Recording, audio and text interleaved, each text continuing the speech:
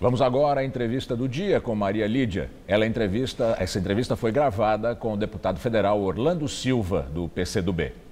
Entrevisto o deputado federal Orlando Silva, eleito pelo PCdoB de São Paulo e ex-ministro dos Esportes nos governos Lula e Dilma. Agradeço muito sua presença aqui, começando com a votação nessa semana da denúncia que envolveu o presidente Temer. O que foi que a Câmara Federal mostrou aos brasileiros naquela votação? Boa noite, Maria Lídia. É um prazer voltar a conversar com vocês. A minha impressão é que o resultado da votação da denúncia contra o presidente Temer mostrou uma Câmara dos Deputados de costas para a sociedade brasileira. Mostrou que os deputados estão pouco se lixando para o que pensa a opinião pública, estão pouco se lixando para a preocupação que a população tem com o combate à corrupção e mostrou que no Brasil tem dois tipos de cidadania. Tem aqueles que devem cumprir a lei e tem o presidente da República, que parece, para os deputados, estar acima da lei. Eu considero que foi uma noite muito triste da Câmara dos Deputados quando arquivou mais essa denúncia. A oposição votou não. E muitos dos que votaram sim argumentavam, justificando o voto, que era pela paz no país, pela continuidade dos avanços dos ganhos na economia, para que não houvesse crise de qualquer espécie. Ao votar não, e muitos ali obstinados no Fora Temer, a oposição corre o risco de ser interpretada como indiferente ao anseio da população por tempos melhores na economia, por mais emprego, pelo resgate de uma vida melhor? Eu creio que não. Por quê? Porque os fins não justificam os meios. O Brasil precisa voltar a crescer economicamente, gerar empregos, ter democracia forte, mas não é a qualquer preço. Não basta apenas o objetivo, é preciso que nós tenhamos a experiência democrática plena, é preciso que se faça o combate à corrupção, é preciso que tenha transparência, é preciso que se cumpra a lei. A oposição não é responsável pelo atoleiro que o Brasil vive. O Brasil está descendo a ladeira abaixo. E o governo Temer não tem nenhuma capacidade de dar solução para a crise do Brasil. O governo Temer acabou. O governo Temer chegou ao fundo do poço, ou melhor dizendo, chegou ao fundo do caixa. Porque as contas públicas estão sendo sangradas para manter Temer presidente a qualquer custo. A população tem percepção desse quadro do jeito que o senhor descreve? Porque o que chamou muita atenção foi a ausência dos protestos.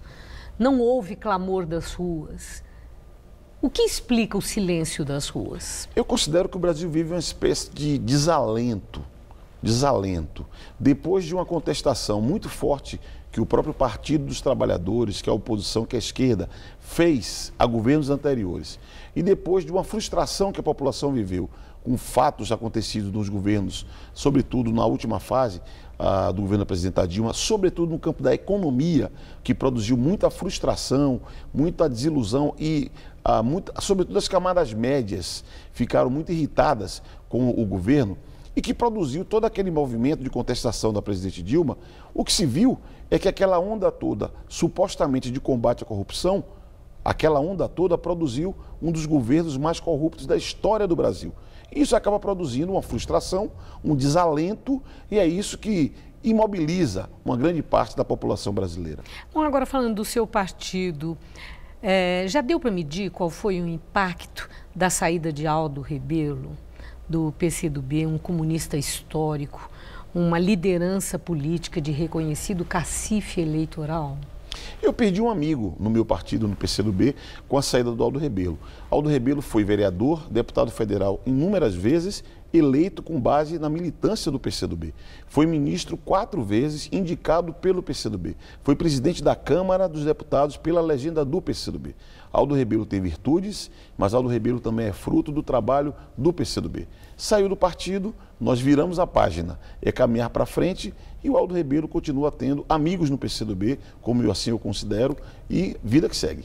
E o PCdoB, faltando menos de um ano para a eleição do ano que vem, já decidiu se vai apoiar Lula do PT ou se vai ter candidato próprio para a presidência da República? Nós temos data marcada para decidir.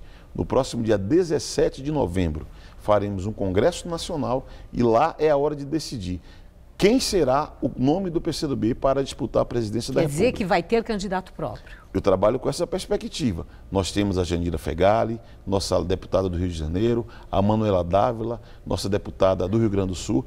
Eu próprio fui convidado, consultado pela direção do partido e até lá, 17 de novembro, teremos a oportunidade de decidir o nome do PCdoB para compor a cédula eleitoral. Porque eu creio que a eleição em 2018 vai ser bem parecida com a eleição de 1989, em que houve uma pulverização de candidaturas e teremos a oportunidade para mostrar nossas ideias para a retomada do desenvolvimento nacional, fortalecer a democracia e garantir direitos para o nosso povo. Bom, o senhor citou nomes, o seu inclusive. Orlando Silva quer ser o candidato do PCdoB à presidência da República? Quer? Eu me coloquei à disposição da direção do meu partido, porque eu considero que nós estamos vivendo o fim de um ciclo na política brasileira e nada mais justo de que nós possamos debater o país. É necessário nós rompermos, inclusive, com essa polarização radicalizada que nós vivemos desde a eleição de 2014 e é necessário pautar ideias para a retomada da economia, para crescer a economia e garantir direitos e dias melhores para a nossa gente. E eu agradeço muito sua entrevista. Eu que agradeço. Uma boa noite, foi um prazer obrigada. encontrá-la uma vez mais.